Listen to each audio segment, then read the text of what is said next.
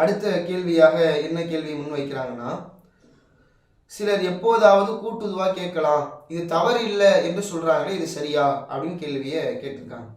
இப்போ இந்த கூட்டு துவா அப்படின்னா என்ன அப்படின்னு சொன்னா, ஒரு ஆள் என்ன செய்வாங்க, துவா கேட்பார். அந்த துவாவை கேட்டு செவியேற்று பின்னால் இருக்கக்கூடிய மக்கள் என்ன செய்வாங்க, ஆமின்னு சொல்லுவாங்க. இது இன்றைய பள்ளிவாசல்களில் நாம் என்ன செய்யலாம், ஒரு சில பள்ளிவாசலை எடுத்து பார்த்தா தொழுகை முடிக்கப்பட்டவுடன் இமாம் என்ன செய்வாரு, துவா கேட்பார். அரபியில் அவர் துவா கேட்பார். அதுக்கு பின்னால் உள்ள மக்கள் அவர் என்ன கேட்கிறாருன்னு தெரியாம என்ன செய்வாங்க, ஆமீன் இதை ஏற்றுக்கொள்வாயாக என்று என்ன செய்வாங்க, அந்த கூட்டு துவா, அந்த கூட்டு பிரார்த்தனை நடக்கும். இது தொழுகை மட்டுமல்லாமல் பல இடங்கள்ல இந்த கூட்டு துவா இன்று அரங்கேற்றப்படுகிறது. அப்ப இந்த கூட்டு துவாவுக்கு மார்க்கத்தில் அனுமதி இருக்குதா? ஒரு ஆள் துவா செய்ய மற்றவங்க எல்லாம் ஆமீன் சொல்வதற்கு மார்க்கத்தில் ஆதாரம் இருக்கிறதா என்று சொன்னால், குரானை நாம் எடுத்து பார்த்தால் குரான்ல எந்த இடத்திலுமே இதற்கான வழிகாட்டுதல் இல்லை. அல்லாஹ்வை பற்றி அல்லாஹ் சொல்கிற நேரத்தில் அல்லாஹ்விடத்தில் துவாவை பணிவாகவும் ரகசியமாகவும் செய்ய சொன்ன இறைவன் எந்த இடத்திலாவது என்ன செய்யுங்க, ஒரு ஆள் துவா செய்யுங்க, மற்றவங்களாம் அதை பின்தொடர்ந்து ஆமீன் சொல்லுங்கள் என்ற ஒரு வழிமுறையை குரானில் நாம் எடுத்து பார்த்தா என்ன செய்யல, குரான்ல இல்லை. அதுபோல் அல்லாஹ்வுடைய தூதர் ஸல்லல்லாஹு அலைஹி வஸல்லம் அவங்களுடைய வழிகாட்டுதல்ல இப்படி நபித்தோழர்களை ஆமீன் சொல்ல சொல்லி அல்லாஹ்வுடைய தூதர் துவா கேட்டிருக்கிறாங்களா, இல்ல அல்லாஹ்வின் தூதர் ஸல்லல்லாஹு அலைஹி வஸல்லம் அவர்கள் துவா கேட்க நபித்தோழர்கள் ஆமீன் சொல்லி இருக்கிறார்களா என்று ஹதீஸ்களில் நாம் தேடி பார்த்தாலும் அதற்கும் எந்த விதமான ஆதாரபூர்வமான செய்திகளும் இல்லை. அப்ப இது மார்க்கத்தில் காட்டித்தரப்படாத ஒரு புதுமையாக, ஒரு பிதஅத்தாக இருக்கு. தொழுகை முடிக்கப்பட்ட பிறகு ஓதப்படுகிற இந்த கூட்டு துவா என்னது, புதுமையான ஒரு விஷயம் தான். ஏன்னா அல்லாஹ்வின் தூதர் ஸல்லல்லாஹு அலைஹி வஸல்லம் அவங்க மிஅராஜ் பயணத்துக்கு பிறகுதான் தொழுகை கடமையாக்கப்படுது. அப்படி தொழுகை கடமையாக்கப்பட்டதுன்னு மரணிக்கிற வரை தன் வாழ்க்கையில் தொழுகையை நபிகள் நாயகம் ஸல்லல்லாஹு அலைஹி வஸல்லம் பேணி தொழுதார். அப்படி தொழுத நேரத்துல எப்போதாவது அல்லாஹ்வுடைய தூதர் இப்படி துவா கேட்டு பின்னால் இருக்கக்கூடிய நபித்தோழர்கள் ஆமீன் சொன்னார்களா என்று நாம் தேடி பார்த்தால் ஆதாரபூர்வமான எந்த விதமான செய்தி கிடைக்காது. எப்படி நபிகள் நாயகம் ஸல்லல்லாஹு அலைஹி வஸல்லம் வழிகாட்டல, எப்படி நபிகள் நாயகம் ஸல்லல்லாஹு அலைஹி வஸல்லம் காலத்துல இருந்தாங்க அப்படின்னு சொன்னா, புகாரில 866வது செய்தியை நம்ம என்ன செய்யலாம் பார்க்கலாம். உம்மு சலமா ரலியல்லாஹு அன்ஹா அவங்க அறிவிக்கிறாங்க, அன்னன் நிஸா ஃபி அஹதி ரசூலுல்லாஹி ஸல்லல்லாஹு அலைஹி வஸல்லம், ரசூல் ஸல்லல்லாஹு அலைஹி வஸல்லம் காலத்துல பெண்கள் எப்படி இருந்தாங்கன்னா, அல்லாஹ்வுடைய தூதர் சலாம் சொன்ன உடனேயே பெண்கள் எழுந்து கலைந்து சென்றுவாங்க, ஆண்கள் அதே இடத்துல அமர்ந்திருப்பாங்க. அல்லாஹ்வுடைய தூதர் எழுந்த பிறகு ஆண்களும் கலைந்து விடுவார்கள். அப்ப கூட்டு துவா நபிகள் நாயகம் ஸல்லல்லாஹு அலைஹி வஸல்லம் கேட்டிருந்தா பெண்கள் என்ன செஞ்சிருப்பாங்க, அந்த துவால அமர்ந்திருப்பாங்க, எழுந்து போயிருக்க மாட்டாங்க.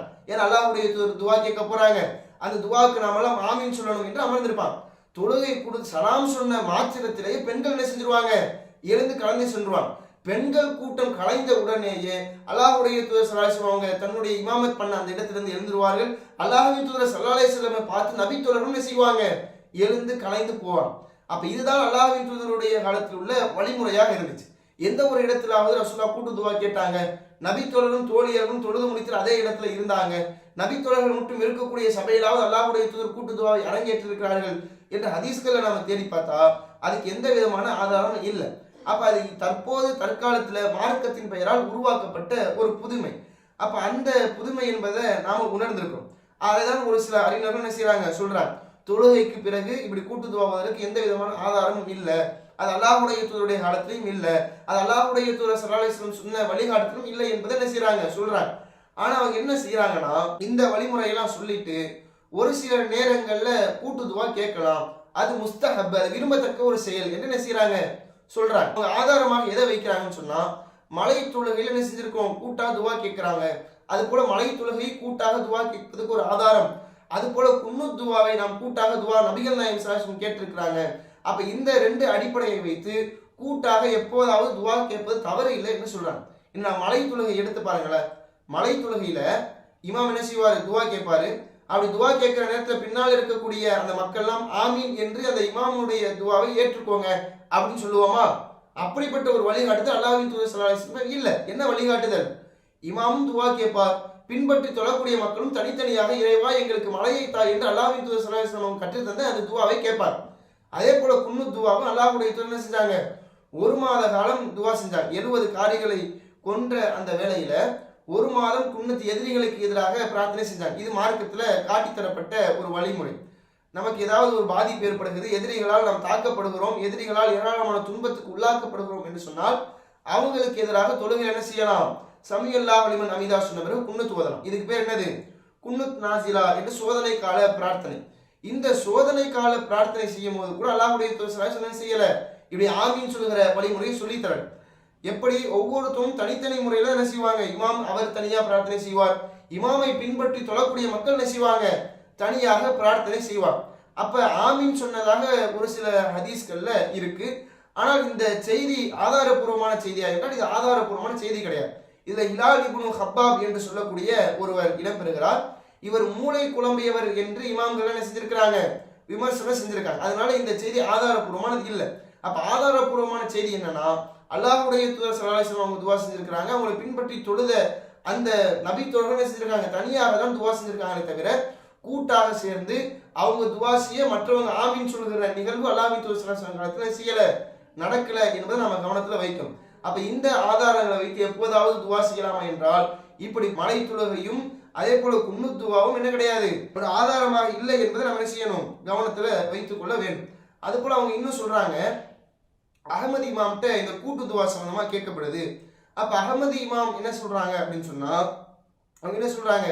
மக்கள் வேண்டுமென்றே ஒன்று கூடாம ஒரு யதார்த்தமா ஒரு இடத்துல ஒன்று கூடிட்டாங்க. அப்படி கூடுன நேரத்துல அவங்க துவா செய்தா அதுல எந்த ஒரு தவறும் இல்லை அப்படின்னு அகமது இமாம் சொல்லி இருக்கிறாங்க அப்படின்னு சொல்லி என்ன செய்யறாங்க? இப்ப தற்காலத்துல உள்ள ஒரு சில அறிஞர்கள்லாம் இமாம்களுடைய கூற்று எடுத்து வச்சு காட்டி அப்ப கூட்டு துவா கேட்கலாம்னு சொல்றாங்க. அப்ப மார்க்க சட்டங்களை பொறுத்த வரைக்கும் அது அல்லாஹ்வுடைய தூதர் ஸல்லல்லாஹு அலைஹி வஸல்லம் அவங்க நமக்கு சொல்லி தந்திருக்கும். அவங்க சொல்லி தராம, அவங்க காட்டி தராம மார்க்கத்தில் எந்த ஒன்றையும் புதிதாக நுழைக்க கூடாது. அப்படி நுழைத்தால் அது என்னது? அதுதான் பிதஅத். வகுல்லு பிதஅத்தின் தலாலா, ஒவ்வொரு புதுமையும் வழிகேடு. வகுல்லு தலாலத்தின் ஃபின்னார், ஒவ்வொரு வழிகேடும் நம்மை நரகத்தில் கொண்டு போய் சேர்க்கும் என்று அல்லாஹ்வுடைய தூதர் ஸல்லல்லாஹு அலைஹி வஸல்லம் செய்றாங்க, எச்சரிக்கை செய்றாங்க. அப்ப இதை கவனத்தில் வைத்து இமாம்களுடைய கூற்றாகவே இருந்தாலும் நபிகள் நாயகம் ஸல்லல்லாஹு அலைஹி வஸல்லம் அதை செய்யல, அதை வழிகாட்டல என்கின்ற பொழுது நாம் என்ன செய்யலாம்? எப்போதாவது அதை செய்யலாம் என்றால் எப்போதும் செய்வது என்னது? தவறுதான். சில நேரங்களில் அதை கேட்கலாம் என்று நாம் என்ன செய்ய முடியாது? சொல்ல முடியாது. எந்த ஒரு நேரத்திலும் அல்லாஹ்வுடைய தூதர் தன் தோழர்களை எல்லாம் அழைத்து நீங்க ஆமீன் சொல்லுங்க, நான் துவா கேட்கிறேன் என்று அல்லாஹ்வுடைய தூதர் தன்னுடைய வாழ்க்கையில் வளமையாகவும் வைத்திருக்கவில்லை. அதே போன்று ஒரு சில நேரங்களில் இப்படி செய்ததாக அவங்களுடைய வாழ்க்கையில் ஆதாரம் இருக்குதா என்றால் அதற்கும் என்ன இல்லை, ஆதாரம் இல்லை என்ற அடிப்படையில் கூட்டு துவா என்பது மார்க்கத்தின் பெயரால் புதிதாக உருவாக்கப்பட்டது என்பதை கவனத்தில் வைத்து, புதிதாக உருவாக்கப்பட்ட ஒவ்வொன்றுமே வழிகேடு என்பதையும் கவனத்தில் வைத்து, அந்த வழிகேடுகள் நம்மை நரகத்தில் தான் கொண்டு போய் சேர்க்கும் என்பதையும் கவனத்தில் வைத்து, புதுமைகளை எல்லாம் அப்புறப்படுத்திவிட்டு அல்லாஹும் அல்லாஹ்வுடைய தூதரும் சொன்ன அடிப்படையில் தான் அல்லாஹ்விடத்தில் அதை நாம் துவா செய்ய வேண்டும், நாம் அல்லாஹ்விடத்தில் பிரார்த்திக்க வேண்டும். அல்லாஹ்வுடைய தூதர் காட்டி தராத ஒரு சில புதுமைகளை எப்போதாவது செய்யலாமா என்றால் அதுக்கு என்ன கிடையாது?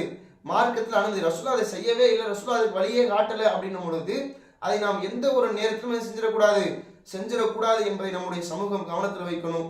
கூட்டு துவா என்றாவது செய்யலாம் என்று சொல்லி தற்காலத்தில் உள்ள ஒரு சில அறிஞர்கள் பேசுகிறார்கள். அதற்கு எந்த விதமான ஆதாரமும் ஹதீஸ்களில் இல்லை. அல்லாஹ்வுடைய தூதர் எந்த ஒரு நேரத்திலும் அல்லாஹ்விடத்தில் இப்படி கூட்டாக பிரார்த்தனை செய்து நபித்தோழர்கள் ஆமீன் சொன்னார்கள் என்று ஆதாரபூர்வமான எந்த ஒரு செய்திகளும் இல்லை.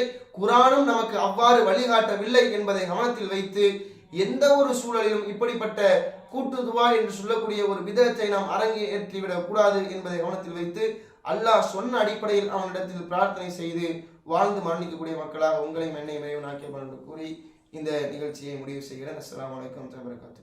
இஸ்லாம் மற்றும் சமுதாய செய்திகளை அறிந்து கொள்ள தமிழ்நாடு தௌஹீத் ஜமாஅத் யூடியூப் பக்கத்தை உடனடியாக சப்ஸ்கிரைப் செய்து கொள்ளுங்கள். மேலும் பெல் பட்டனையும் கிளிக் செய்து கொள்ளுங்கள்.